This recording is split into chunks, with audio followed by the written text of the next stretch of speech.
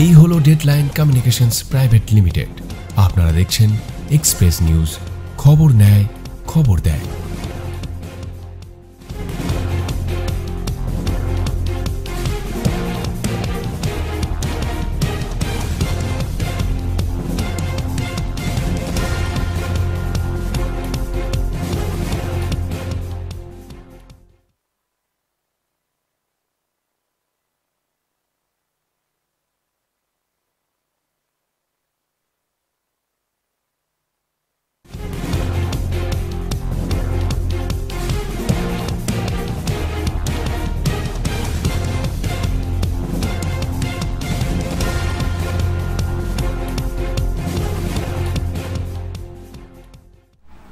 নমস্কার, আপনারা দেখছেন এক্সপ্রেস অনলাইন আর আমি আপনাদের সঙ্গে সব্যসাচী।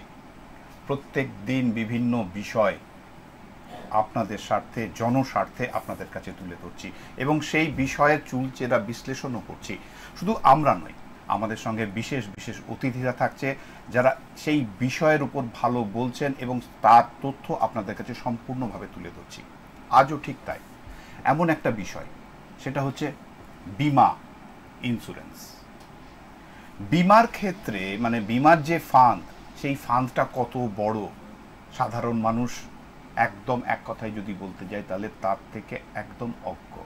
তারা বুঝতেও পারছে না যে তারা কিভাবে ওই যে 14 পাতার একটা ফিরিস্তি একটার পর একটা সই করে যাচ্ছেন, একটার পর একটা সই, কি আছে তাতে কখনো পড়ে দেখেছেন কি?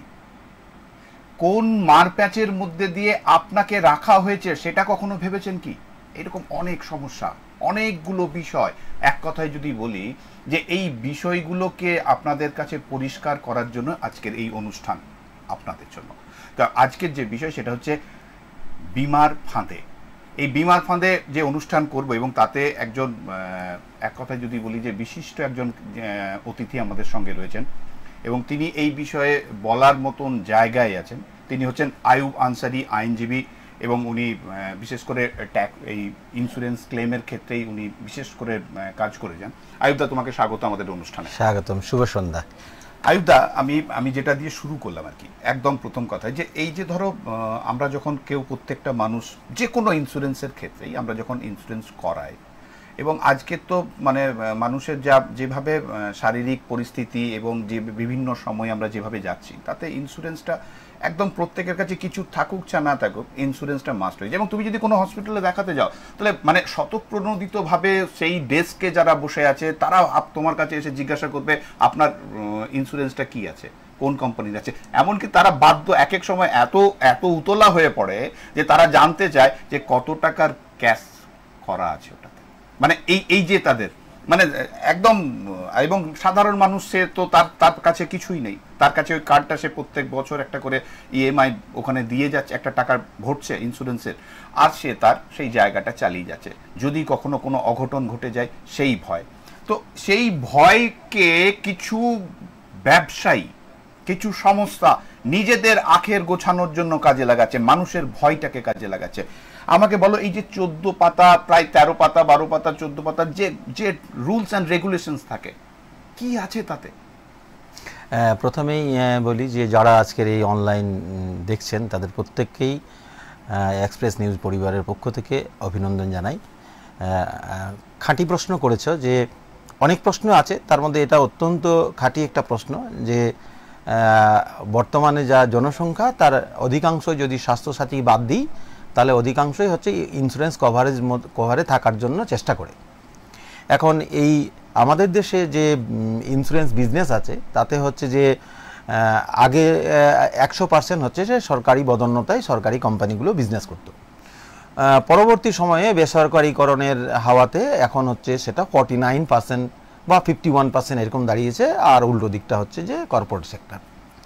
এখন কর্পোরেট যখনই হচ্ছে যে এই ব্যবসাতে এলো, তো কর্পোরেটের আসলে যখন ইন্স্যুরেন্স সেক্টরের কথা বলবো, তখন ইন্স্যুরেন্সটা যখন জন্ম নিল আমাদের দেশে, তখন কিন্তু মানুষকে, ডেস্টিটিউট মানুষকে সারভাইভ করার জন্য তাদের একটা বেসিক অবস্থান ছিল সোসাইটির প্রতি। পরবর্তী সময় যখন হচ্ছে যে সেটাকে কাট করে কিছু বেসরকারি কর্পোরেট সংস্থা যখন এলো, তারাও কিন্তু বাউন্ড সেটা করতে, কিন্তু যেহেতু তারা তাদের বিজনেসটাই বড় করে দেখে, সাধারণ মানুষের সমস্যার কথাটা তাদের কাছে ইগনোরেন্স, তাদের কাছে পজিটিভ যেটা হলো যে কত বেশি মানুষকে এর সঙ্গে যুক্ত করতে পারলাম এবং কত বেশি মানুষকে পলিসি করাতে পারলাম এবং সেই পলিসির জন্য আমি কতটা উইদাউট এনি ক্লেম আমাকে সারা বছর পার করতে পারলাম, এইটা তাদের বেসিক ভিউ হয়ে থাকে। এবং সেই জন্য ওরা কী করে, প্রচুর এজেন্ট ওরা হচ্ছে যে মোটিভেশন করার জন্য মানুষকে নিয়োগ করেন এবং এজেন্টদেরকে মোটা কমিশন দেন আর অন্যান্য ফ্যাসিলিটিস দেন। দেখ, এই নিয়ে আমাদের কোনো আপত্তি নেই, কিন্তু যখন ওরা পলিসিটা নেয় তখন ওরা অনেকগুলি পাতা, অনেকগুলো ক্রাইটেরিয়া, অনেকগুলো আইটেম আছে যেগুলো এই সাধারণ নিয়ম বলে যিনি গ্রাহক সংগ্রহ করছেন পলিসিটা তাকে কিন্তু সবটাই ওয়াকিবহাল করাচ্ছে না, তাকে সই করিয়ে নিচ্ছে যে আপনি এখানে একটা সই করুন, এখানে একটা সই করুন, আপনার মায়ের নাম কি বলুন, উনি কিসে মারা গেছেন, ওনার কোনো বড় কোনো রোগ ছিল কিনা, হয়তো কখনো রোগ থাকলেও সেই রোগটাকে গোপনীয়তা তিনিই করতে বলছেন, তিনার পলিসিটা হলেই হলো। ফলে একটা পলিসি জমা দিচ্ছেন।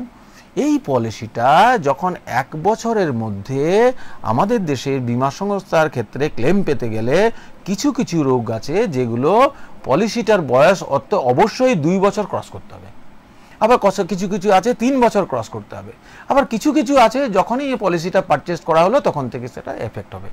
তাহলে এই রোগগুলোর যে শ্রেণীবিন্যাস, সেই শ্রেণীবিন্যাসটা না কোম্পানি না কোম্পানির এজেন্ট কেউ পরিষ্কার করে বলছে না, যেটা ওই ফর্মের মধ্যে লেখা আছে। আর সাধারণ মানুষের ক্ষেত্রে নট অনলি দ্যাট, সাধারণ মানুষ কোথায় ছেড়েই দিলাম, আমাদের মতো আইনজীবী মানুষ, ডাক্তারবাবু মানুষ বা বিজনেসম্যান, তারাও বিভিন্ন কর্মব্যস্ততার সঙ্গে যুক্ত। ফলে এমন একটি এজেন্ট আমার কাছে এসছে যে আমার খুব প্রিয়, আমার খুব কাছের, আমি তাকে ট্রাস্ট করি, আমার অনেক জায়গায় ইনভেস্টমেন্ট ম্যাটারও দেখে, ফলে সে বলেছে এইটা ভালো, আমি সই করে দিয়েছি। যখন ওই ক্লেমটা পেতে গেল তখনই কিন্তু ওই ফর্মটা বার করে দেবে, দেখুন আপনার প্রপোজালে কিন্তু এটা নেই। বলে আপনার যেহেতু প্রপোজালে নেই তাহলে আপনি কিন্তু এটা আপনি পেতে পারেন না, তাই আপনাকে রেপুডিয়েট করলাম। এই যে রেপুডিয়েট পদ্ধতি, সেই রেপুডিয়েট পদ্ধতিটা মারাত্মক একজন পেশেন্ট পার্টির জন্য। ফলে পেশেন্ট পার্টি তখন চোখে সর্ষে ফুল দেখে এবং তার ঘটি বাটি যা কিছু থাকে সবই কিছু বিক্রি হয়ে যায় শুধু একটা রোগের জন্য। একদিকে তো কর্পোরেটে ভর্তি হয়েছে, আমাদের দুর্গাপুরে যে বড় বড় হসপিটালগুলো হয়েছে বা সুপার স্পেশালিটি হসপিটালগুলো হয়েছে, সেখানে ভালো চিকিৎসা পাওয়ার জন্য সেই আশায় সেই ভরসায় শীততাপ নিয়ন্ত্রিত তিনি চিকিৎসা নিয়েছেন, স্বাভাবিক কারণে তিনি টাকা দিয়েছেন যে আমি রিনবার্সমেন্ট পেয়ে যাব। যখন রিনবার্সমেন্ট পাচ্ছে না তখন তার ঘটিবাটি সমস্ত কিছু বিক্রি হয়ে যাচ্ছে, সেই মানুষও যাবে কোথায়? একদম বড় প্রশ্ন হলো এই মানুষটা যাবে কোথায়? এই মানুষটা তখন আমাদের মতো কিছু আইনজীবীর কাছে শরণাপন্ন হচ্ছে। তাদের কিছু কিছু হচ্ছে, সবাই আবার হচ্ছে না, তাদের জানা নেই। ফলে যখন তাকে রেপুডিয়েট করছে, রেপুডিয়েটের কারণটা তিনি বলছেন যে এই কারণে আপনাকে রেপুডিয়েট করে। আরে যখন পলিসিটা নিল, যখন প্রপোজাল ফর্মটা ফিল আপ করলো, তখন প্রত্যেকটা আইটেম ওয়াইজ তাকে কিন্তু ডেসক্রাইব করলো না, না ডেসক্রাইব করে তাকে পলিসিটা নিয়েছে। রেপুডিয়েট তো করে দিলে আমরা নোটিস করি, আমরা যখনই নোটিস করি তখন এই নোটিশের উত্তর হবে দিল না মানেই কনজিউমার ফোরামে মামলা করব। আর কনজিউমার ফোরামে যখনই মামলা করব তখন এই প্রশ্নগুলো আসবে যে আপনি তখন কি এই পলিসিটা করেছিলেন, তখন কি আপনি এই রোগটা পেয়েছিলেন, তার সার্টিফিকেট নিয়েছিলেন বা এদের ফিট সার্টিফিকেট নিয়েছিলেন? যে কেউ যদি লিভার সিরোসিস অফ লিভারে ভুগে থাকে, একদম কেউ যদি হার্টের হচ্ছে যে স্মাইল অ্যাটাক কখনো হয়েছে 2 বছর আগে, তার তথ্য কি আপনি সংগ্রহ করেছিলেন? আজকে আপনি দাঁড়িয়ে বলছেন যে দেখুন আপনার সিরোসিস অফ লিভার হয়েছে, তাহলে সিরোসিস অফ লিভার তো এখনই ক্রনিক ডিজিজ আগে থেকে হয়েছে, তাই আমি আপনাকে দিতে পারছি না। যখন আপনি পলিসিটা করেছিলেন তখন আপনি ফিট লিখেছিলেন, তাহলে তখন আপনি কি নিয়ে এসেছিলেন? এটা কোর্টে গেলে একমাত্র বোঝা যাবে, সাধারণভাবে বোঝা যাবে না। ফলে যারা অনলাইনে বন্ধুরা আজকের এই অনুষ্ঠান দেখছেন তাদেরকে অনুরোধ করব যে ইন্স্যুরেন্স কোম্পানি যদি আপনাদের মেডিক্লেমের টাকা যেটা আপনি চিকিৎসা করেছেন সেই টাকা যদি না দিতে চায়, আপনাকে রেপুডিয়েট করে চিঠি পাঠায় যে আপনাকে দিলাম না, তাহলে অবশ্যই আপনি কোনো আইনজীবীর বা নিজেও হচ্ছে কনজিউমার ফোরামে দরখাস্ত করবেন এবং কনজিউমার ফোরামে দরখাস্ত করলে আপনার বক্তব্য কনজিউমার ফোরাম শুনবে এবং শোনার পরও তাদেরও বক্তব্য শুনবে।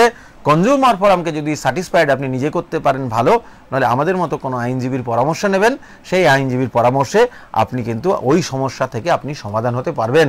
আচ্ছা, আমাকে আরেকটা জায়গা বলো, এখন একটা যেন কেমন কম্পিটিশন চলছে মানে বিভিন্ন এই যে 51%-এর কথাই বলো বা 49%-এর কথাই বলো, যে যারা এখন কর্পোরেটের মধ্যে রয়েছে, সেই জায়গায় দাঁড়িয়ে দেখা যাচ্ছে যে বিভিন্ন কোম্পানি তাদের লোভনীয় মানে তাদের এই ইন্স্যুরেন্স পলিসিটাকে বিক্রি করার জন্য মানুষের কাছে কখনো বলিউডের তারকাদের সামনে নিয়ে আসছে, কখনো এবং এমনভাবে তাদের প্রেজেন্টেশনটা হচ্ছে যেন মানুষের একদম এক ক্লিকেই তাদের কাছে সমস্তটাই পৌঁছে যাবে, অথচ কাজের শেষে দিন আনতে যখন দেখা যাচ্ছে যে সবটাই কিন্তু একটা গল্প ছাড়া কোনো কিছুই হচ্ছে না। তার কারণ হচ্ছে যে তারা ফেলিওর হচ্ছে, সাধারণ মানুষগুলো তাদের কাছে যেয়ে পড়ে, তারা ওই পলিসির উপর ভরসা করে পড়ে। দেখো সব্যসাচী, এখানে যদি বলতে হয় তাহলে আমাদের টপিকস থেকে বেরিয়ে গিয়ে কয়েক সেকেন্ড কথা বলতে হয় যে আমরা তো মানুষ, ফলে আমরা যখন মানুষ হয়ে এই পৃথিবীতে এলাম তখন আমরা কিন্তু কিছুই নাই, আমরা নিঃস্ব। বাবা মায়ের যা অবস্থান সেই অবস্থান আস্তে আস্তে ধারণ করি এবং সমাজ থেকে কিছু নেই। এই সমাজ থেকে নিয়ে আমি যখন নিজের জায়গায় একটা বৃহদাকার যখন চেহারা এরকম সোজা হয়ে দাঁড়ালাম, তখন আমার বিবেক, বুদ্ধি, মানসিকতা, মননশীলতা এই সমস্ত কিছু আমার অ্যাক্টিভিটিসের মধ্যে আমাকে নিজেকে নিয়ন্ত্রণ করতে হবে। ফলে এটা যদি আমি নিয়ন্ত্রণ না করি, আমি বলিউড তারকা আমি অনেককেই জানি যে সিগারেটের অ্যাডভার্টাইজমেন্ট দেন না। আমি অনেক বিশিষ্টজনকে জানি যারা মানব জীবনে ক্ষতিকারক এমন জিনিসের অ্যাডভার্টাইজ রিফিউজ করেছে, অনেক টাকা তাকে অফার করেছে কিন্তু রিফিউজ করেছে। তো এইটাই তো আজকের দিনের মানসিকতা। এই মানসিকতায় কেউ হার মেনে যাচ্ছে অর্থের কাছে, লোভের কাছে, যশের কাছে, মানের কাছে। আর হার যখন মেনে যাচ্ছে তখন নিজের অজান্তে নিজের ক্ষতি করছে।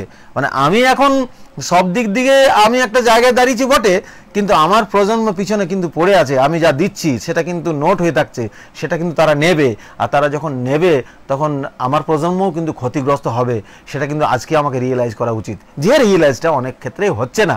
ফলে ওই সুপারস্টার বা বড় ক্রিকেটার বা অনেক বড় আইনজীবী বা অনেক প্রতিষ্ঠিত ব্যবসাদার সে যে অ্যাডভার্টাইজমেন্টটা করছে, যেটা বলছে, সেটা যুক্তিযুক্ত আকারে নেওয়ার আগে যুক্তিযুক্ত বিষয় বিবেক বিবেচনা করে নেওয়া উচিত আমার মনে হয়।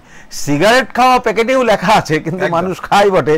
আবার কেউ বলে যে না, আমার সিগারেট খেয়ে জানো তো আমার ওই খাবার একটু প্রবলেম হতো, খেলে বদহজম হতো, এগুলো হয় না। এটা কি আমাদের মেনে নিতে হবে? তাহলে বিজ্ঞানটা পাল্টাতে হবে। তো এরকম তো হয় না। সুতরাং এটা মননশীলতার ব্যাপার, মানবিকতার ব্যাপার। মানবিকতার যদি পরিবর্তন না ঘটে তাহলে আকসার মানুষ আছে পয়সার কাছে বশীভূত হয়ে এভাবে হচ্ছে যে যেটা ক্ষতিকারক নিজের জন্য, আগামী ভবিষ্যতের জন্য এবং হচ্ছে যে বর্তমান প্রজন্মের জন্য সেই ধরনের অ্যাক্টিভিটি সে করবে। আমরা বলবো, আমরা যারা মানুষের কাজ করি, মানুষকে সচেতনতার কাজ করি, মানুষকে প্রতিদিন বোঝাতে চেষ্টা করি যে আসুন আমি, আপনি, আমরা, তোমরা সকলে মিলে আমাদের সমাজ, সবাই বাঁচলে আমরা ভালো থাকবো। একদম না, আমরা দেখছি দাদা, সেটা হচ্ছে যে এখন গাড়ি থেকে বাড়ি, মানে হিরে থেকে জিরে, যেটাই বলবে আর কি, সবটাই ইন্স্যুরেন্সের মধ্যে থেকে যাচ্ছে। মানে আমরা দেখছি বড় বড় প্লেয়ারদের পাও পর্যন্ত ইন্স্যুরেন্স থাকছে, মানে খেলোয়াড়দের পা যারা রয়েছে তাদেরও পা ইন্স্যুরেন্স করা থাকছে। তো এই যে ইন্স্যুরেন্সের একটা গোলকধাঁধার মধ্যে দিয়ে সাধারণ মানুষের জীবনযাত্রা এই মুহূর্তে রয়েছে, স্বাস্থ্য থেকে আরম্ভ করে তুমি যদি বলো যে প্রত্যেকটা, আমি যেটা বলছিলাম প্রত্যেকটা জিনিসেরই ইন্স্যুরেন্স হচ্ছে, কিন্তু স্বাস্থ্য বিমা সত্ত্বেও, মানে থাকা সত্ত্বেও যখন ক্লেম পাচ্ছে না, তুমি যেটা আগে বলছিলে, স্বাস্থ্য বিমা থাকা সত্ত্বেও তারা ক্লেম করছে, অথচ তারা ক্লেম পাচ্ছে না। বিভিন্ন সময় তারা কিন্তু মানে ওই স্বাস্থ্য বিমা কোম্পানির অফিসে গিয়ে মানে হায়রান হয়ে যাচ্ছে, কিন্তু তাদের কাছে সঠিক ঠিকানা নেই, সঠিক তথ্য নেই যে কি করবে, কোথায় যাবে, বা জুডিশিয়ালের পার্টে যে তোমাদের যে জায়গাগুলো আছে সেই জায়গায় তারা কিভাবে পৌঁছাবে। কারণ মানুষ একদম পুরোটাই কিন্তু এই জায়গায় অন্ধকারে থাকছে। একদম সব্যসাচী, আমি বলি তোমাকে যে এরকম যদি পরিস্থিতি হয়, আমরা সকলে মিলে, আমরা যারা অনলাইনে এই প্রোগ্রাম করি বা আমরা সোশ্যাল মিডিয়াতে যারা অ্যাক্টিভ থাকি, তাদের প্রত্যেকে এটা প্রচার করা উচিত যে যদি আমি কোনো প্রোডাক্ট কিনি, যে কোনো প্রোডাক্ট হতে পারে, সেই প্রোডাক্ট যদি প্রকৃতপক্ষে আমার স্বার্থ চরিতার্থ, মানে আমার স্বার্থ বহন না করে, তাহলে যিনি প্রোডাক্টটা আমাকে সেল করলেন আমি তাকে কোশ্চেনাইজ করব। যদি সে কোশ্চেনাইজে আমাকে স্যাটিসফাইড না করে, তাহলে আমি তার ওই স্লিপটা নিয়ে, ইন্স্যুরেন্স ক্ষেত্রে সার্টিফিকেট নিয়ে আমি কনজিউমার ফোরামে নথিভুক্ত করব তার নামে। যখনই আমি নথিভুক্ত করবো তখন কনজিউমার ফোরামে ডিউটি হলো তাকেও ডাকা আমাকেও ডাকা, দুজনকে মধ্যস্থতা করে বসিয়ে দেওয়ার পর একটা জায়গা এলো। কনজিউমার ফোরামে যারা আছে তারা অ্যাক্টিভ মেম্বার, তারা তো আইন সম্পর্কে সচেতন, কোনটা করা উচিত কোনটা করা উচিত নয়। ফলে তখন যখন হবে তখন মানুষ কিন্তু এটা করবে না। কিন্তু দেখেছো সব থেকে আমাদের নেগলিজেন্স পার্ট সাধারণ মানুষের কীরকম, যেমন আমি ইন্স্যুরেন্স পলিসিটা ক্রয় করেছি, আমাকে বলেছে টাকাটা দিয়ে দাও, আমি টাকাটা দিয়ে সই করেছি, তেমন কোনো প্রোডাক্টও যদি আমি কিনতে যাই তাহলে কত দাম গো, না আমার এত টাকা দাম, আচ্ছা নিন, দিয়ে আমি স্লিপটাও নিলাম না, উনিও লিখে নিলেন, বলে আচ্ছা ঠিক আছে, আর একটা স্লিপ দিয়ে দিল, মানে ওই আমি যে ওই প্রপারলি যা মেনটেন করতে ওটা কিন্তু নিলাম না। ফলে এরকম প্রচুর প্রচুর প্রচুর আমাদের দেশে আছে। ফলে এই থাকার জন্য কিন্তু ওরা সুযোগ পেয়ে যাচ্ছে। আর আমরা বলছি তাই তো এটা রেখেছি কিনা সেটা রেখেছি কিনা, আমি কনজিউমার ফোরামে ন্যূনতম দরখাস্ত করার জন্য ওর কাছে যে পারচেস করেছি, টাকা দিয়েছি, সেই রসিদটা রেখেছি কিনা, এটাও হচ্ছে যে আমাদের কাছে থাকে না। তবে আমরা বলবো যে পারচেস করার সময় আপনি অবশ্যই একটা রসিদ নেবেন, টাকাটা দেবেন, তার মানি রিসিট নেবেন। যদি কোনো প্রোডাক্ট কিনেন সেই প্রোডাক্টটার আপনার যে 1 বছরের ওয়ারেন্টি আছে বা গ্যারেন্টি আছে, এগুলো সব দেখে নেবেন। আর যদি সেক্ষেত্রে আপনার কোনো অসুবিধা হয় তাহলে কনজিউমার ফোরামকে নক করবেন। কনজিউমার ফোরামকে নক করলেই কিন্তু আপনার চোখ খুলে যাবে। না, তুমি ঠিক বলছো, কিন্তু ঘটনা হচ্ছে যে সাধারণ মানুষের মধ্যে একটা ভ্রান্ত ধারণা আছে। আমি ভ্রান্ত ধারণা এই জন্য বলছি যে বিভিন্ন সময় আমরা দেখেছি যে এইগুলো কনজিউমার ফোরাম তাদের কাছে গেলে তারা সাড়া দেয় এবং সেটা সঠিক সময়, কিন্তু মানুষের মনে হয় যে আবার কনজিউমার ফোরামে যাব, আবার একটা লেন্দি সময়, আবার আর একটা, মানে তাদের মানসিক জায়গা থেকে এমন একটা জায়গায় দাঁড়িয়ে থাকে যে মানে এমনিতেই তো যে পরিস্থিতির মধ্যে দাঁড়িয়ে আছে, সে তার লস করেছে, কিন্তু ফোরামে যাওয়ার পরেও সে যদি আবার পিছিয়ে পড়ে তো তার আরো অনেকগুলো টাকা খরচা হয়ে যাবে। না, এক্ষেত্রে সব্যসাচী বলি, দেখো এই ভ্রান্ত ধারণাটা মানুষের মন থেকে মুছে ফেলতে হবে। যদি কনজিউমার ফোরামে প্রাথমিক স্তরে দরখাস্ত করার পর রেজাল্ট হয়ে গেল, ওয়েল অ্যান্ড গুড। যদি না হলো তাহলে ডিস্ট্রিক্ট কনজিউমার ফোরামে আবেদন যে করা হবে, সেই আবেদনে কনজিউমার ফোরাম থেকে যদি ক্লায়েন্ট মানে গ্রাহক যদি জিতে যায় তাহলে 18% ইন্টারেস্ট দিতে from the date of filing to till realisation. মানে যেদিন উনি ফাইল করলেন 1 লাখ টাকার কোনো প্রোডাক্ট, তাহলে 1 লাখ টাকা ওনাকে অর্ডার দিল, along with penalty interest 18% from the date of filing to till realisation, যেদিন থেকে ফাইল করেছে সেদিন শেষ দিন পর্যন্ত। তাহলে যদি 5 বছর পরে নিষ্পত্তি হয় 1 লাখ টাকায় 5 8 90,000 টাকা আবার এক্সট্রা পাবে, ঠিক আছে, তাহলে 2 লক্ষ টাকা সে ক্ষতিপূরণ পাবে। তো সুতরাং এগুলো মানুষকে বোঝাতে হবে যে এটা তো করতেই হবে, বিকল্প তো কিছু নেই। তবে হ্যাঁ, ওই দেখে মানে পারচেস করার আগে যদি দেখে নেই তাহলে এই সমস্যাটা সমাধান। এই বিষয়গুলো নিয়ে সাধারণ মানুষের কাছ পর্যন্ত তো পৌঁছাচ্ছেই না, এই যে মানুষের অ্যাওয়ারনেসের যে জায়গাটা। আমরা আজকে একটা অনুষ্ঠান করলাম, আমাদের যারা দর্শক বন্ধুরা আছে তাদের উদ্দেশ্যে অনুষ্ঠানটা করা, যে তারা কমসে কম তাদের কাছে তাদের একটা অ্যাওয়ারনেসের জায়গায় থাকুক যে তারা কি করলে কোন জায়গাটা আসবে। কিন্তু কনজিউমার ফোরামের পক্ষ থেকে বলি বা তোমরা যারা এটা বিষয়টা নিয়ে কাজ করো, যে মানুষকে অ্যাওয়ারনেসের জন্য ছোট ছোট কোনো অনুষ্ঠান করা, এইরকম তো করা উচিত। অবশ্যই কনজিউমার ফোরামেরও আমাদের যেমন অনেকে জানে না, আমি একটা আর্টিকেল লিখেছিলাম কিছুদিন আগে, তাতে হচ্ছে যে দুর্গাপুর আদালত আমাদের আছে, মহকুমা আদালত। এই মহকুমা আদালতে একটা দপ্তর আছে, যদি কেউ আইনজীবী ডেপুট করতে না পারে, নিয়োগ করতে না পারে, সেই দপ্তরে দরখাস্ত করলে সেই দপ্তর থেকে একজন আইনজীবীকে সিলেক্ট করে দেয় গভর্নমেন্ট। সে গভর্নমেন্টের পয়সা পায়, তার মামলা কিন্তু উনি দেখবেন বিনা পয়সায়।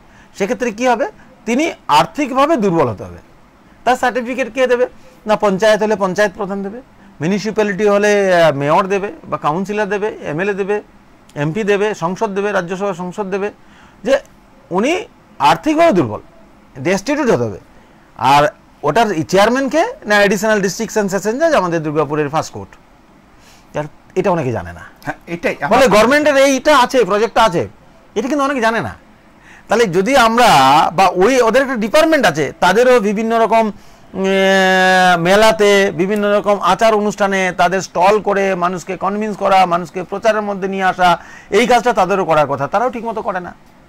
তাদেরকে করানো, এই ফাংশনিংটা করার ক্ষেত্রে আমাদের সকলকেই উদ্যোগ নিতে হবে, তাদের ভূমিকা তো অ্যাওয়ারনেস করা। এবং এই কনজিউমার ফোরামগুলোকে যারা আমাদের প্রেস মিডিয়া বন্ধু আছে, তাদেরকে আমার যেটা মনে হয়, এটা আমার একটা সাজেশন, যে তাদেরকে বলা যে আপনি সারা বছরে এই সম্পর্কে ওয়াকিবহাল মানুষকে করার জন্য, অ্যাওয়ারনেস করার জন্য কতগুলি কর্মসূচি নিয়েছেন, আমরা একটু সবাইকে জানান দেব, আপনি যদি বলেন।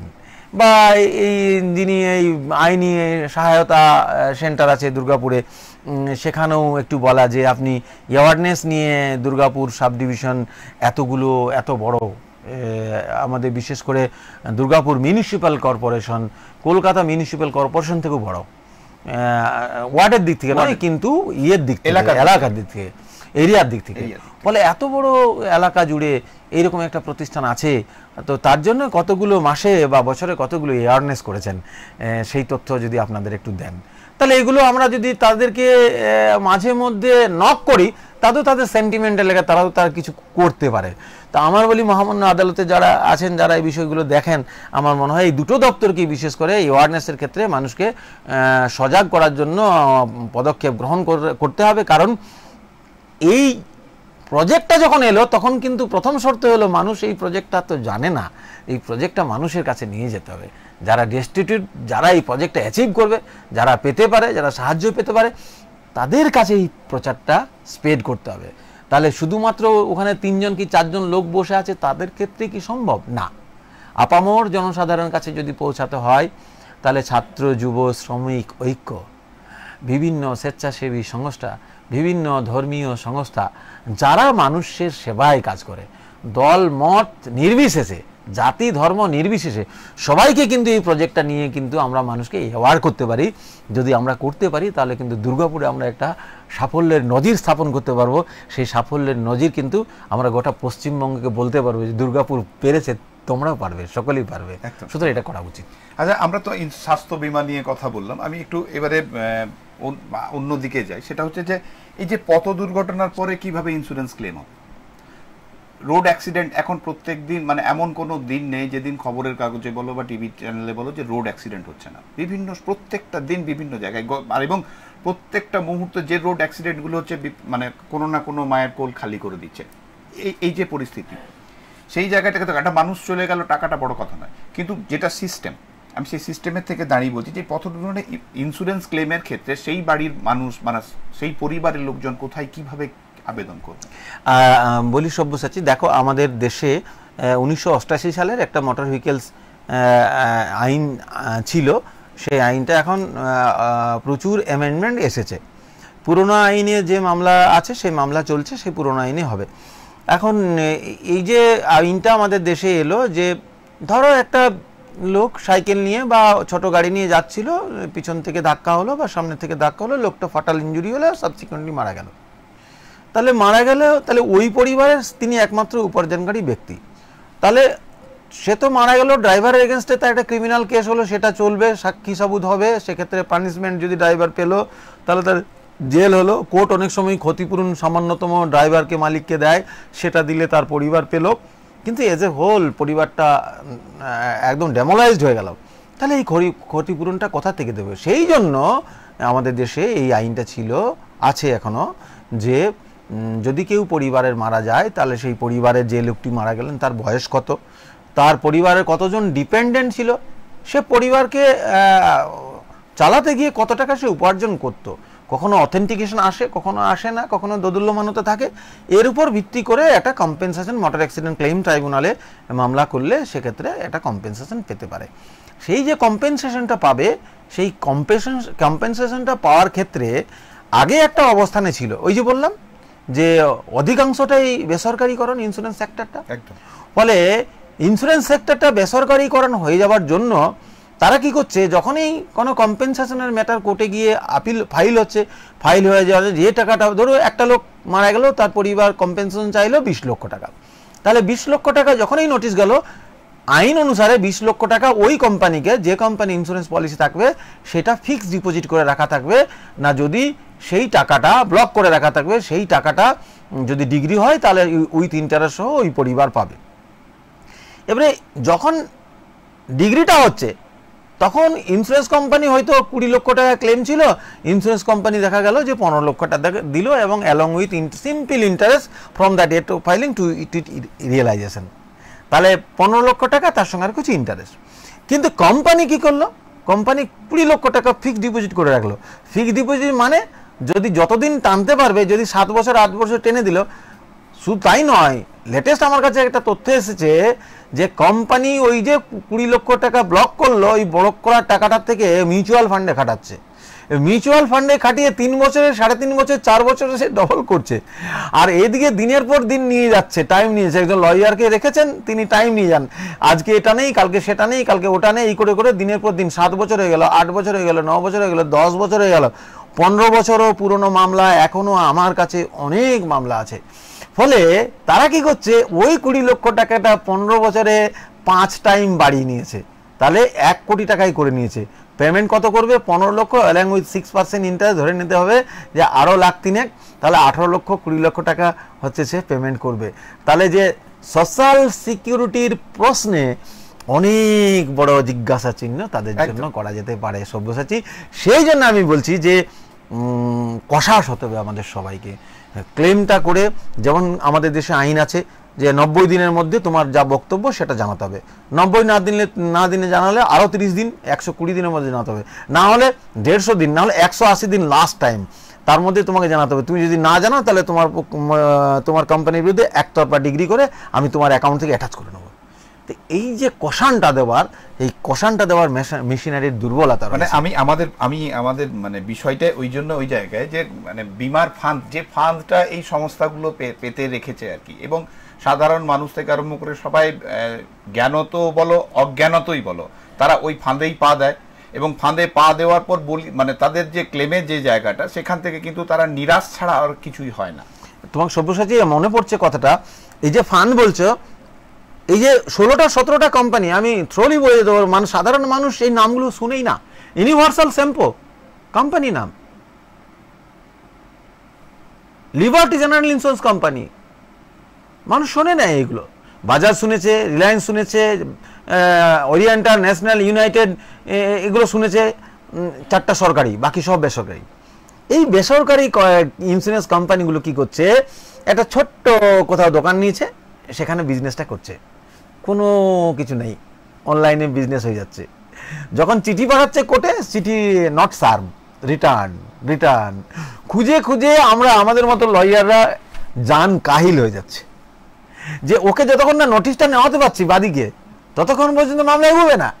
আর নোটিশ নেওয়াতে করতে 1 বছর, 2 বছর, 3 বছর, 4 বছর, 5 বছর হয়ে যাচ্ছে। একদম তুমি মানে অ্যাপস খুললে তো, তুমি ইন্স্যুরেন্সের অ্যাপস খুললে তো 1000টা কোম্পানি বেরিয়ে আসে, এবং যখন এই কোম্পানি তার মেলিং অ্যাড্রেসটা দেখা যাচ্ছে যে বোম্বাইতে একটা কলকাতাতে, আর একটা কাউন্টার আছে দুর্গাপুরে, দেখা গেল দুর্গাপুরে বেঙ্গল 60 অফিসে। আমি চিঠি পাঠালাম, ওটা তালা বন্ধ নেই। আমি তাহলে কোর্টকে বললাম, স্যার আমার জুডিশন দুর্গাপুর কোর্ট, বেঙ্গল 60 তাদের অফিস আছে, তাহলে দেখা গেল তালা বন্ধ। আমি লোক পাঠিয়ে জানলাম, হ্যাঁ সত্যি তালা বন্ধ, তাহলে কি হবে? নেক্সট পজিশন বললাম, স্যার তাহলে কলকাতা, আমি তাহলে প্লেনটা অ্যামেন্ডমেন্ট করছি, আমি কলকাতায় পাঠাচ্ছি। যখনই কলকাতায় পাঠালাম, ওটা অনেক দিন আগে উঠে গেছে। তাহলে নেক্সট হেড অফিসে পাঠালাম, অফিস শিফট, তখন এমবার্গোতে পাঠাতে হবে। তাহলে এমবার্গোতে যখন পাঠাবো, তখন এমবার্গো ডিউটি হলো খুঁজে বার করে দেওয়া, সে কথা, তখন অনেকগুলো দিন চলে গেল। তাহলে যে পরিবারের একমাত্র উপার্জনকারী মানুষটি অনেক আশা নিয়ে আমাদের দেশের আইনটাকে স্যালুট করে মামলাটা করেছিলেন, তার বাচ্চাটার বয়স ছিল 5 বছর আর 6 বছর, 11 বছর, ক্লাস হচ্ছে 6-এ পড়ে, সেই বাচ্চাটার বয়স 10 বছর পর, 11 বছর 10, 21 বছর সে কলেজে পড়বে, ইউনিভার্সিটিতে ভর্তি হবে। কত কষ্ট জীবন থেকে পেরিয়ে গেল। আমি একজন সাহেবকে বলেছিলাম যে আমি একটা সময় 4টা রসগোল্লা খেতাম, মাংস খেতাম অনেকটা, আজকে আমি একটা রসগোল্লা খেতে পারি না, মাংস তো খেতেই পারি না। তাহলে স্যার, ওই যে সেদিন যেটা আমার হক ছিল, সেদিন আমি পেলাম না, আজকে আমার টাকাটা নিয়ে বিলাসিতা ছাড়া তো কিছুই নয়।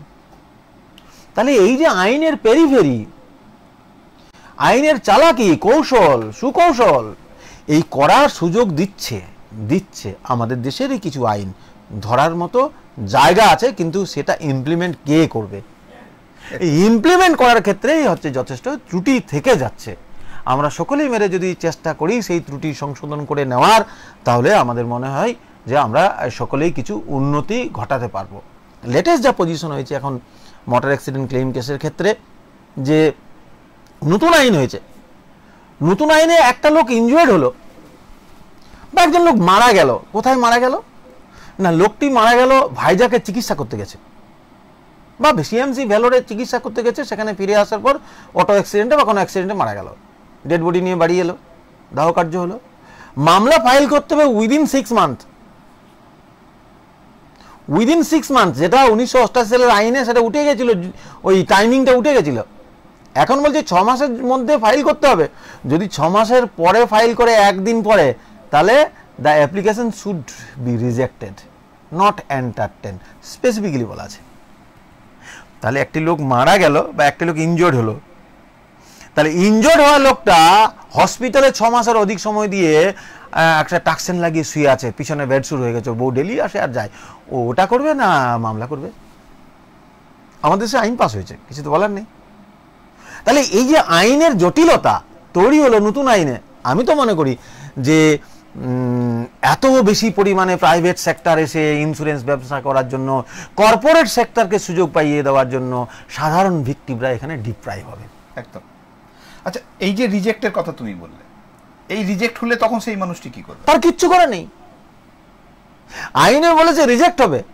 যদিও আমাদের দেশে যখন আইন আসে, সেই আইনটা যখন আমরা বাস্তবে ইমপ্লিমেন্ট করার জন্য কোর্টে যাই, বিচারাধীন যখন যাই, তখন হচ্ছে কোর্ট ওটা ডিসকাস করে, এবং ডিসকাস করার পর দেখা যায় যদি আমাদের ফান্ডামেন্টাল রাইটস, যেটা আমার ফান্ডামেন্টাল রাইটস, সেই ফান্ডামেন্টাল রাইটসে মৌলিক অধিকারে যদি হস্তক্ষেপ হচ্ছে কোনো আইন, তাহলে ওইটাকে খর্ব করা যাবে না। তখন অ্যাপেক্স কোর্ট, মহামান্য উচ্চ আদালত, এই নিচ থেকে ধর নিচেও রিজেক্ট হয়ে গেল, তাহলে আমি সেই রিজেক্ট নিয়ে হাইকোর্টে গেলাম, হাইকোর্টেও রিজেক্ট হলো, তাহলে মহামান্য উচ্চ আদালতে অ্যাপেক্স কোর্টে যাওয়া হবে। সেই অ্যাপেক্স কোর্ট কখনো না কখনো একদিন বলে দেবে যে এটা ওই ফান্ডামেন্টাল রাইটটাকে খর্ব করেছে, তাই তোমার এই আইনটা, এটাকে আমি কন্ডন করলাম এবং এটাকে গ্রেন্ট করলাম। যেমন করে যে এই যে গোটা দেশের যত ট্রাক ড্রাইভার বন্ধুরা বা অন্যান্য ড্রাইভারি পেশার বন্ধুরা এই নতুন আইন আসার সময় বলল যে এমন একটা আইন এনেছে যেখানে কোন ভিকটিম ইনজুয়ার্ড হলে তাকে অ্যাকম্পেনিং করে হসপিটালে নিয়ে যেতে হবে, আবার কি করতে হবে, তাকে নিয়ারেস্ট পুলিশ স্টেশনে ইনফর্ম করতে হবে। যদি এই দুটো না করে, তাহলে ওর যে পানিশমেন্টটা হবে সেটা হচ্ছে নন বেলেবল, এবং অনেক দিন তার জেল হবে, অনেক টাকা ক্ষতিপূরণ হবে। রে রে করে উঠলো গোটা দেশ, হরতাল হয়ে গেল, সব স্তব্ধ হয়ে গেল। নতুন যখন আইন এলো, ওই পার্টটাকে কিন্তু এলুপ করে দিল। একদম।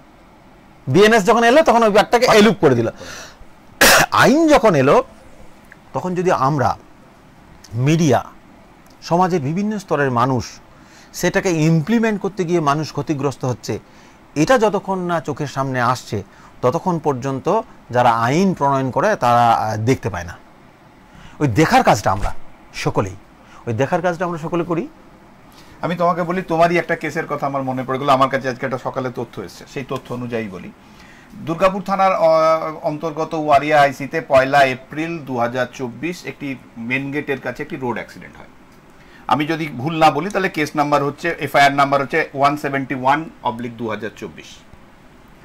দেখা গেছিল যে ওই এলাকায় সমস্ত জায়গাতেই কিন্তু আমরা এখন যতটা মানে জায়গা থেকে বলি, সেটা হচ্ছে যে চারিদিকে সিসিটিভিতে ভর্তি। কোথাও কোনো অঘটন ঘটলে সেটা প্রকাশ্যে থানা বা আইসির কাছে পৌঁছে যায়। কিন্তু ঘটনাক্রমে 1 এপ্রিল 2024 যে অ্যাক্সিডেন্টে রাজকুমার রায় বলে এক ব্যক্তির অ্যাক্সিডেন্ট ওখানে হয় এবং ভদ্রলোক মারা যান, তারপর থেকে ইন্স্যুরেন্সের যে পার্ট, সেই পার্ট থেকে তারা একদম অনেকটা ব্যাকফুটে আছে। তারা কোনো জায়গা থেকে কোনো সুরাহা পাচ্ছে না। এবং দেখা যাচ্ছে তারা যখন প্রশাসনের কাছে যাচ্ছে, তখন তারা বলছে যে ওখানকার কোনো ফুটেজ, মানে ওই অ্যাক্সিডেন্টের যে কোনো ফুটেজ, সেটা কিন্তু তাদের কাছে নেই। এই মুহূর্তে এই মানুষগুলো যারা এটার ক্লেম করছে, তারা কোথায় যাবে, তারা কি করবে? হ্যাঁ, আমার মনে পড়ছে সব্যসাচী, দেখো এটা আমার কাছে তারা পরামর্শ করার জন্য এসেছিলেন। আমি তাদের এফআইআরটাও প্রপারলি দেখেছি যে একটা ভেহিকেল তাকে ধাক্কা মারে এবং সে ইনজুয়ার্ড হয়, সাবসিকুয়েন্টলি মারা যায়। যেখানে ঘটনাটা ঘটেছে সেটা জনবহুল একটা এলাকা, সার্ভিস রোডে হয়েছে, মেন গেটের ওখানে। সামনে পিছনে সিসিটিভি ফুটেজ আছে, ফুটেজ পাওয়া যাবে কি যাবে না সেটা তো ইনভেস্টিগেশন ম্যাটার। তো আমি যেটা ওনাদের কাছে আমি পরামর্শ করে এটা বলেছি যে আপনি পুলিশ প্রশাসনের দৃষ্টি আকর্ষণ করুন যে প্রপারলি যে ভেহিকেলসটা ড্যাশ করেছে, ধাক্কা মেরেছে, সেই ভেহিকেলসটা আপনি খুঁজে বার করার চেষ্টা করুন পুলিশ প্রশাসনকে দিয়ে। ধরুন দেখা গেল ওয়ান্স আপন এ টাইম 6 মাস 9 মাস পরে দেখা গেল ওই ভেহিকেলসটা পাওয়া গেল না, তাহলে পুলিশ ফাইনাল রিপোর্ট দেবে। ফাইনাল রিপোর্ট দিলে আপনি এখন নতুন নিয়ম অনুসারে গভর্নমেন্ট অফ ওয়েস্ট বেঙ্গলের একটা স্কিম, সেন্ট্রাল গভর্নমেন্ট স্কিম যদিও, সেটা হচ্ছে সমস্ত আমাদের দেশেই হচ্ছে, প্রত্যেকটা রাজ্য সেটা ইমপ্লিমেন্ট করছে, 2 লক্ষ টাকা ক্ষতিপূরণ পেতে পারে। তার একটা নির্দিষ্ট ফরম্যাট আছে, ফর্ম আছে। আমি ওনাদেরকে বলেছি যে আপনি আসবেন চার্জশিট ফাইনাল রিপোর্ট হয়ে গেলে, তাহলে সেই ফর্ম অনুযায়ী আপনি ফর্মটা ফিল আপ করবেন। ফিল আপ করলে আপনার পরিবারকে গভর্নমেন্ট 2 লক্ষ টাকা ব্যাঙ্ক অ্যাকাউন্টে দেবে, সময় সাপেক্ষ। আর যদি যে ভেহিকেলসটা ড্যাশ করলো সেটাকে যদি খুঁজে পাওয়া যায় তাহলে তার বিরুদ্ধে কম্পেনসেশন পাওয়া যেতে পারে। সব্যসাচী, আমি একটা আইন দেখছিলাম যে এই যে আমাদের দেশের ইন্স্যুরেন্স সেক্টরের তো বাবা আছে কেউ, একদম। তাহলে আমাদের দেশের ইন্স্যুরেন্স সেক্টরের বাবা হলো যে জেনারেল ইন্স্যুরেন্স কোম্পানি। তাহলে জেনারেল ইন্স্যুরেন্স কোম্পানি হলো আমাদের দেশের বাবা। সেখান থেকে কিন্তু ওরিয়েন্টাল এলো, ইউনাইটেড এলো, কি বলে ন্যাশনাল এলো, নিউ ইন্ডিয়া এলো, এই চারটা এলো। এই চারটা আসার পর আরো প্রায় 36টি হচ্ছে যে প্রাইভেটাইজেশন এলো। এদের প্রত্যেকেরই কি বাবা কিন্তু জেনারেল ইন্স্যুরেন্স কোম্পানি। তাহলে যে ভেহিকেলসটা রাস্তায় মুভমেন্ট করছে সে উইদাউট এনি ইন্স্যুরেন্স,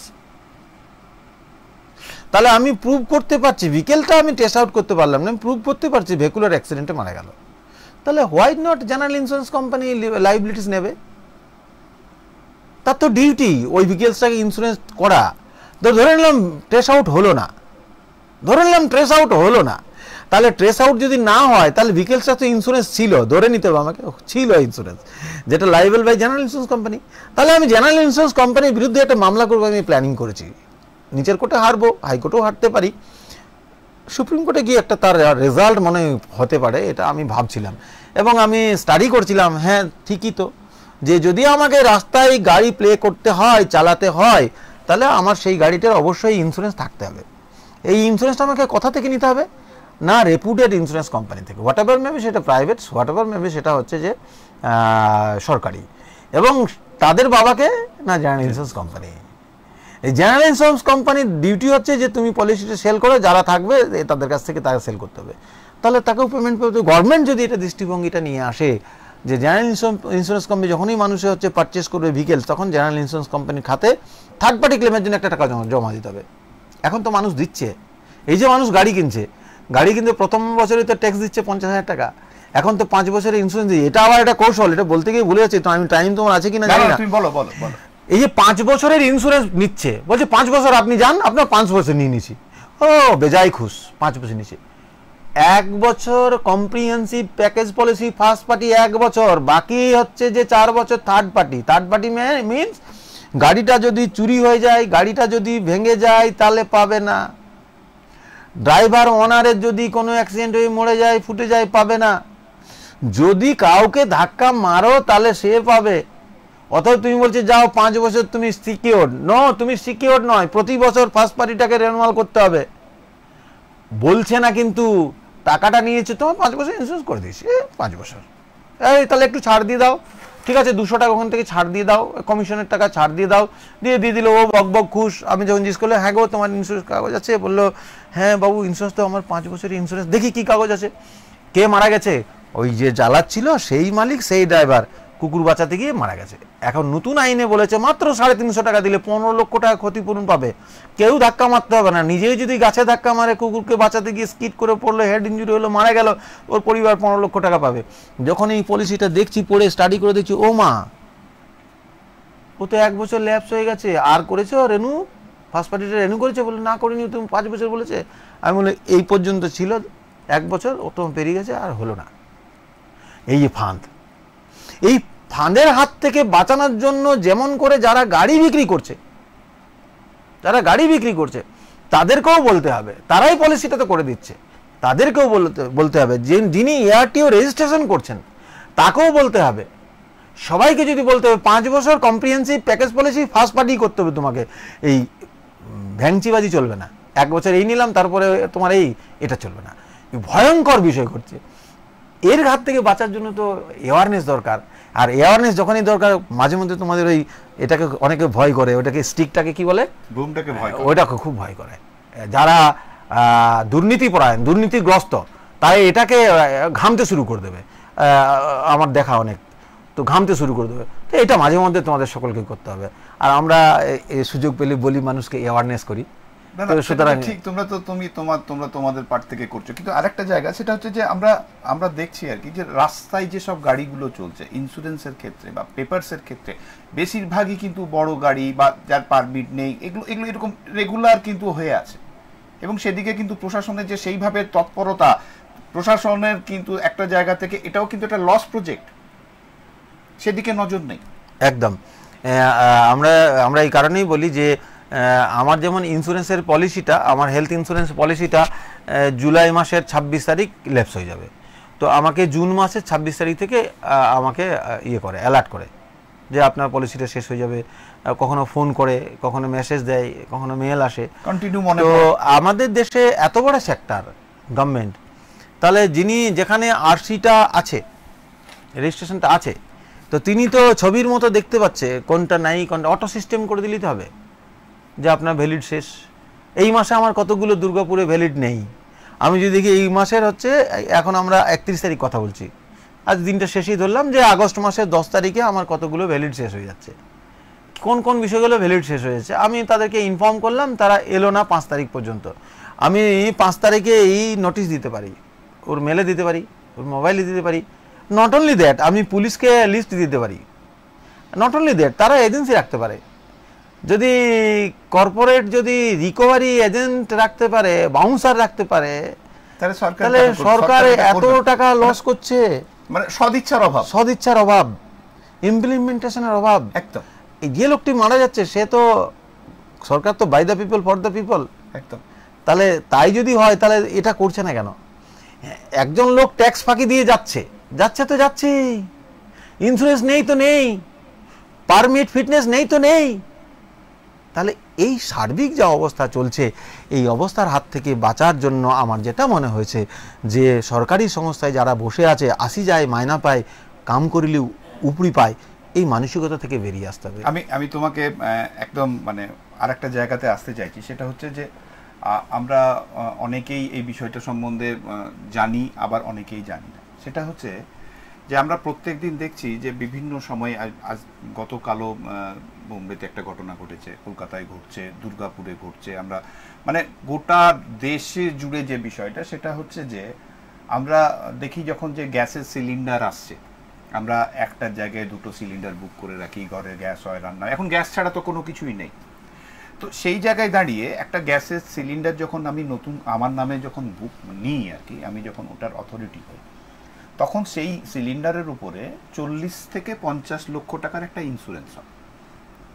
সেই ইন্স্যুরেন্সটা আমরা জানি, কিন্তু দেখা যায় যে বিভিন্ন সময় যখন অঘটন ঘটে যায়, তখন মানুষ দিক বিদিক জ্ঞান হারিয়ে ফেলে, এবং তার প্রত্যেকেরই কিন্তু নলেজে থাকে না, বা ওই যে কাগজগুলোকে সে কোথায় রেখেছে সেটাও তার নলেজের মধ্যে থাকে না।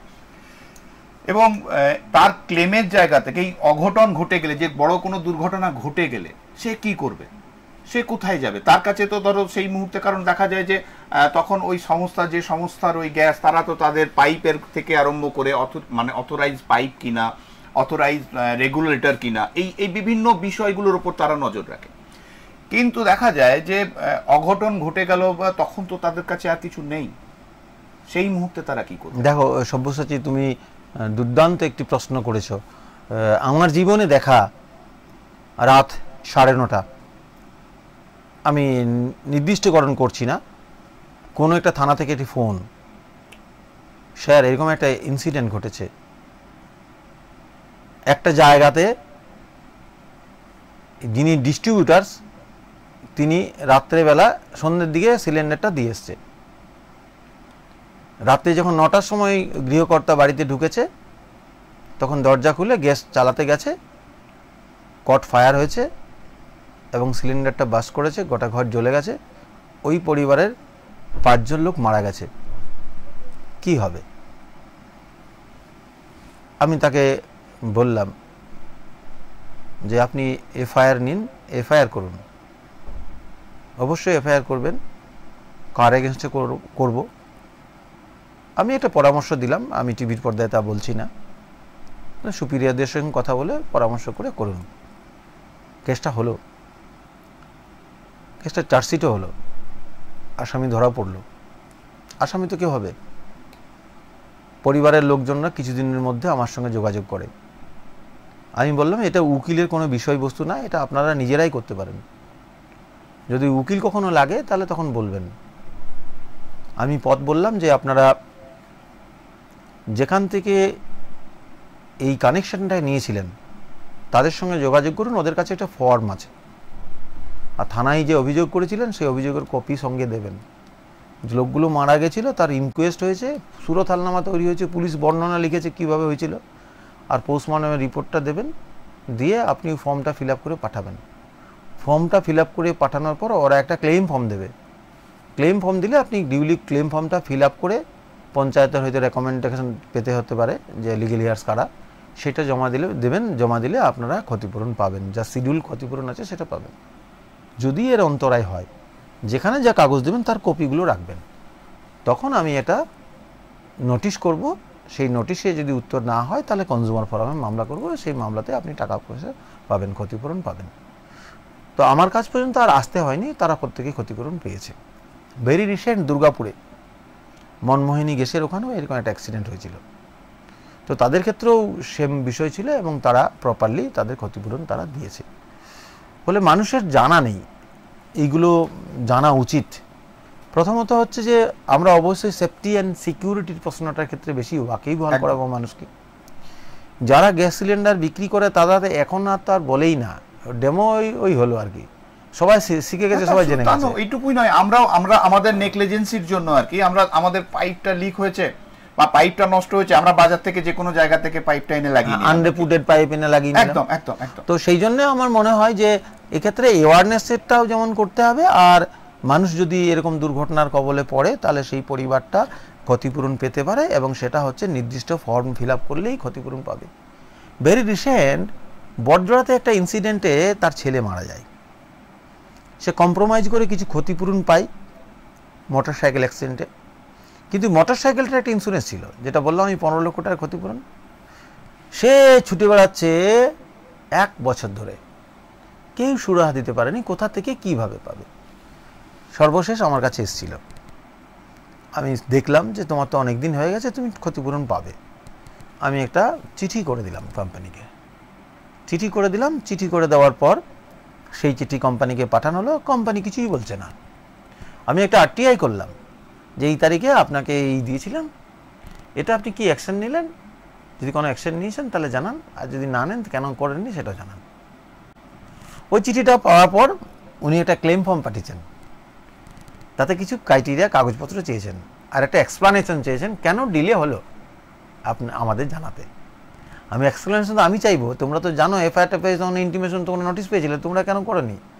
আমি এক্সপ্লেনেশন দিয়েছি, তারা ক্ষতিপূরণ পাবে, 15 লক্ষ টাকা পরিবারটা পাবে। আমি মজা করে বললাম 15 লক্ষ পেলে আমাকে টাকা দিবে তো। তো হেসে পরে আমি বললাম, কিন্তু বললো বাবু আমি 1 বছর ধরে ঘুরেছি, কেউ পথ দেখাতে পারেনি, আপনি তো অন্তত একটা ক্লেম ফর্ম আনিয়ে দিয়েছেন, স্বপ্ন দেখাচ্ছেন টাকা পাবেন। বাবু আমি বেইমানি করবো না, আমি আপনার ফিস দিয়ে যাবো। আমি পিঠ চাপড়ে বললাম, মজা করে বললাম, ফিজ আমি নিই বটে, কিন্তু সব জায়গায় ফিজ নিই না, আপনি পান ক্ষতিপূরণের টাকাটা, না পেলে যদি কনজিউমার ফোরামে মামলা করতে হয় তখন দেখব। এই যে মানুষ জানে না, মানুষকে জানানোর লোকে প্রয়োজন মনে করে না। আমাদের পেশার থেকেও অনেক সময় মানুষ বিভিন্ন কারণে হয়তো সে ওটা নলেজ নেই, সে আর বললো না, বা ও কারোর সঙ্গে পরামর্শও করালো না যে দেখো কেউ সিনিয়র জানে নাকি কোথাও আর কিছু পাবে কিনা। তা আমার মনে হয় এই ক্ষেত্রেও কিছু মানুষের না জানাটা একটা বিষয়, অজ্ঞতাটা একটা বিষয় হয়ে থাকে, ফলে মানুষ হচ্ছে জানতে পারে না। এই যে নতুন আইন হয়েছে, এই নতুন আইনে কিন্তু একটা পজিটিভ দিকও আছে। দেশে যখন আইন হয় তখন পজিটিভ নেগেটিভ দুটোই থাকবে। মার্কেটে এসো, ময়দানে এসো, কামন ডক, দেন ফায়সালা। এখানে পজিটিভ দিক কি হলো, যে যদি সদ্যজাত শিশু জন্মগ্রহণ করার পর অ্যাক্সিডেন্টাল ইনজুরি হয়ে মারা গেল, তাহলে সেও 5 লক্ষ টাকা ক্ষতিপূরণ পাবে। তাহলে ক্ষতিপূরণের অ্যামাউন্টটা বাড়িয়েছে। আর কি না, 80 ঊর্ধ্ব লোক যদি অ্যাক্সিডেন্টে মারা যায় তাহলে সেও 5 লক্ষ টাকা পাবে। তাহলে 5 লক্ষ টাকা মারা গেলেই একটা স্ট্যাটুট করে দিয়েছে, 5 লক্ষ টাকা পাবে। তাহলে এই যে একটা ব্যাপার, এটা তো পজিটিভ দিক করেছে। আর যেটা করলো যে হিট অ্যান্ড রান, গাড়ি ধরা পড়েনি চলে গেছে, তাহলে 2 লক্ষ টাকা ক্ষতিপূরণ পাবে। যেটা আগে ওয়ান্স আপ টাইম 10,000 ছিল, তারপর 20,000 হলো, তারপর 50,000 হলো, এখন 2 লক্ষ টাকা হয়েছে। যদিও সুপারিশ ছিল যে 10 লক্ষ টাকা করতে হবে। লক্ষ্য করে দেখবে যে আমাদের আসানসোল বর্ডার থেকে, নদীর বর্ডার থেকে আপ টু আমাদের যদি বুধবুধ পর্যন্ত আমরা ধরি আমাদের জুরিডিকশন পশ্চিম বর্ধমানের, এমন কোনো দিন নেই যে 2-3টে অ্যাক্সিডেন্ট হয়। একদম একদম দেখা যাচ্ছে তার মধ্যে কিছু গাড়ি ধরা পড়ছে, তাহলে যারা গাড়ি ধরা পড়ছে সেখানে কম্পেনসেশন পাওয়ার স্কোপটা থাকছে। যেখানে গাড়ি ধরা পড়ছে না, ওই 2 লক্ষ টাকায় সন্তুষ্ট থাকতে হচ্ছে। পরিবারগুলো পথে বসবে। এই পথে বসার কারণ কিন্তু ওয়ান্স আপন টাইম কিন্তু পলিসি মেকিংয়ের ক্ষেত্রে, যদি ওই জেনারেল ইন্স্যুরেন্স কোম্পানি যখন গাড়ি পারচেস করছে তখন যদি একটা ইন্স্যুরেন্সের থার্ড পার্টি কভারেজ শুধু প্রমাণ করতে হবে ভেহিকুলার অ্যাক্সিডেন্ট, তাহলে থার্ড পার্টি পেয়ে যাবে। যদি দেখা যেত যে থার্ড পার্টি পেয়ে যাওয়ার সঙ্গে সঙ্গে যদি এরকম একটা হতো যে রান ওভার হয়ে গেছে, ফ্ল্যাড হয়ে পুলিশ তদন্ত করে ফাইনাল রিপোর্ট দিল, কিন্তু 2 লক্ষ টাকাটা অন্তত যদি হচ্ছে 10 লক্ষ টাকা হতো, তাহলে 10 লক্ষ টাকা পেলে 1 লক্ষ টাকায় 600 টাকা মাসে পোস্ট অফিসে বা ব্যাংক থেকে ইন্টারেস্ট পাওয়া যায়, তাহলে 6,000 টাকা পরিবারটা খেয়ে পড়ে বাঁচতে পারতো।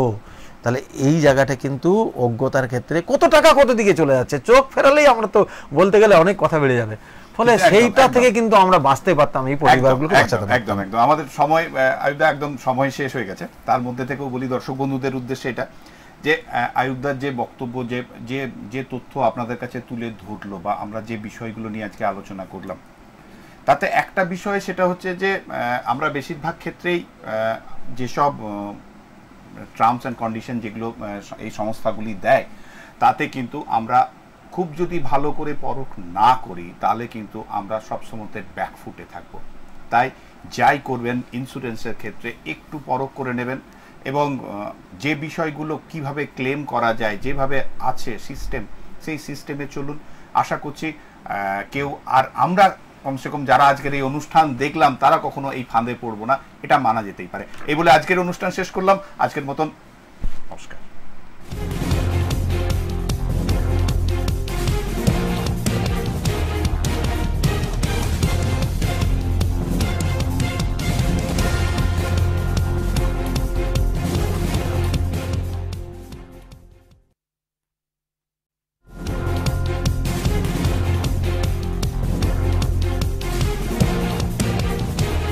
এই হলো ডেডলাইন কমিউনিকেশনস প্রাইভেট লিমিটেড। আপনারা দেখছেন এক্সপ্রেস নিউজ, খবর নেয়, খবর দেয়।